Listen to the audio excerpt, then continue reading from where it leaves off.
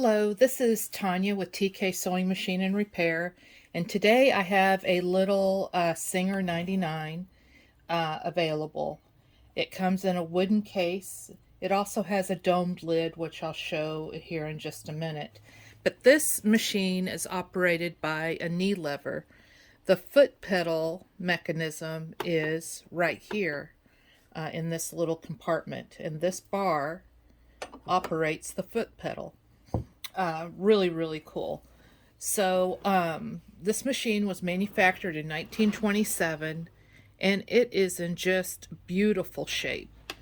It has, some imperfections on the finish, but overall it looks really good. You can see that. The machine has been rewired. The light's been rewired, and the rewiring has been done in the pedal mechanism too. Also a new power cord. So let's start by threading the machine. So it's really easy to thread. You just put your spool of thread here, go through that guide, in between the tension disc, up over the check spring, underneath this little guide, into the take-up arm, into, sorry I keep hitting the camera, into that guide, back behind, or this one's in front, and then you thread it from left to right.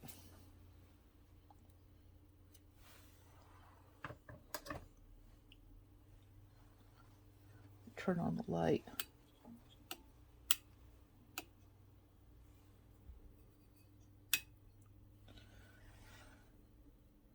I must not have the bulb seated well.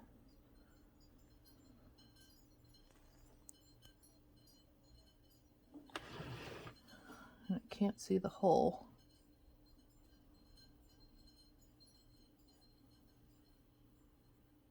There we go. And so this is a drop-in bobbin. It takes a class 66 bobbin. And try to use metal bobbins in these old vintage machines. They work better. But to wind a bobbin, you put the bobbin on the pin, spool pin, or bobbin pin. There's a nub that goes into the hole on the side of the bobbin. You push this down, undo the clutch, put the knee lever on, and you would also thread it from here to here, underneath, into this thread guide, through that thread guide, and then wind the bobbin. So we'll disengage the bobbin winder, tighten the clutch, undo the mess I made, and put the bobbin back in.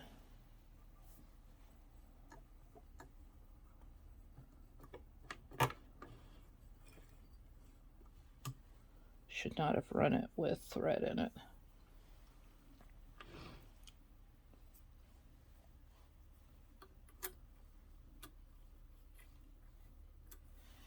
And then close the door. There's a little notch that the thread can hang out of. And then turn the hand wheel towards you and pick up the bobbin thread. So in order to use the knee lever, all you do is position your knee on the left side of it and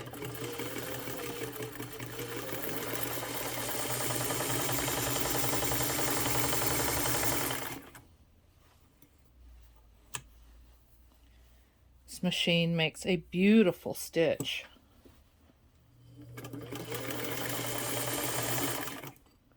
When I learned how to sew when I was a girl, the sewing machine we had a knee lever.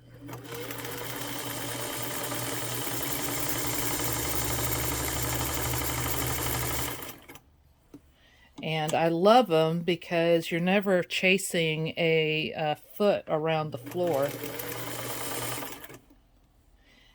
So in order to change the stitch length, this is your stitch length knob right here. So we've shortened the stitch length. It was at its longest stitch.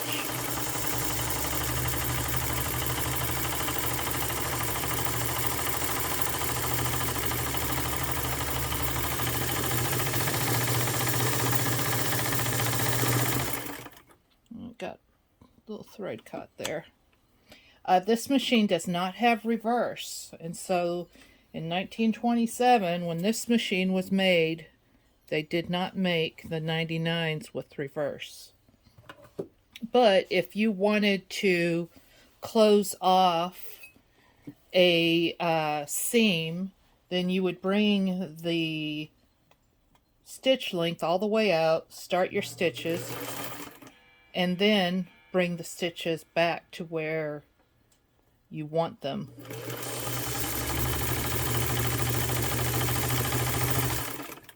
And then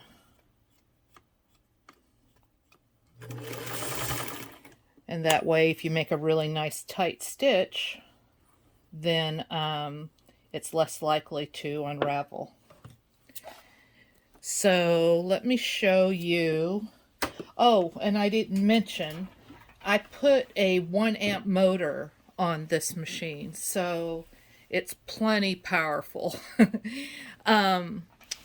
Just for grins and giggles, let's see if it will sew a piece of leather.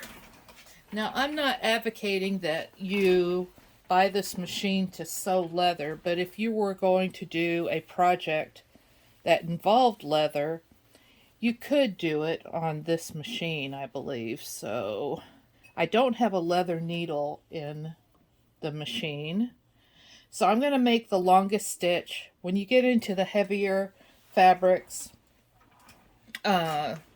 you want your longer stitch. You don't want your machine to work that hard. So let's go.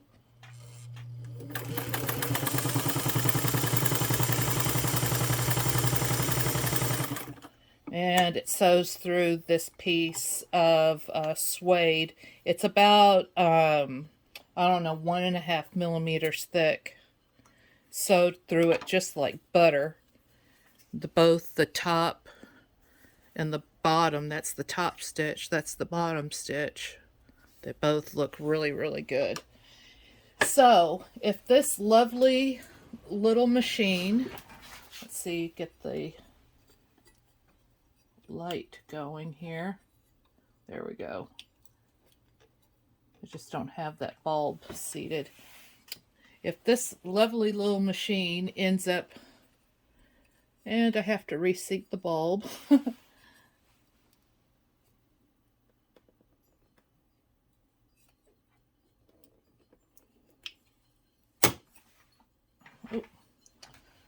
The bulb. Oh, no, it didn't.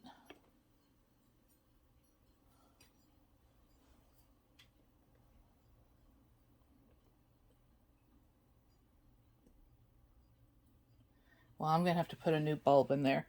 But if this little machine ends up in your home, I hope you enjoy it.